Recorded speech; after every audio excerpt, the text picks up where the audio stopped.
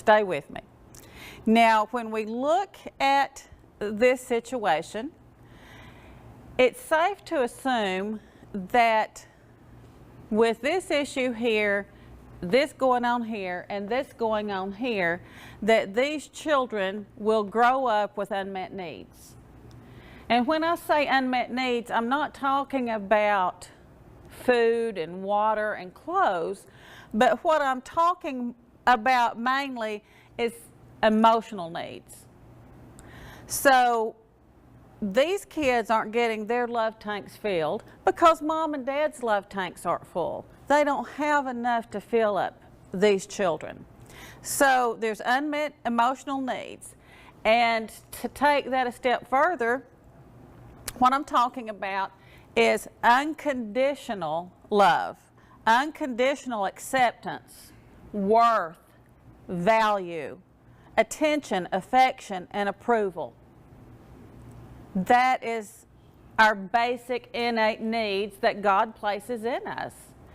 And when we have unmet emotional needs, it causes some core emotions that can be quite negative.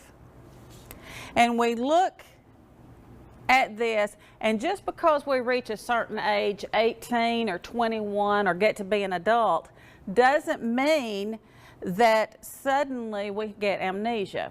We don't. And it doesn't mean that this is not our foundation.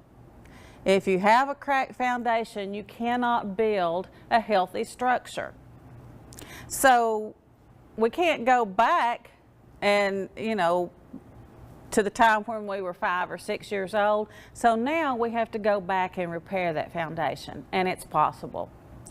So you grow up with unmet needs.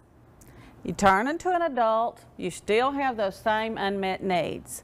And what happens is subconsciously we go and search for a mate. And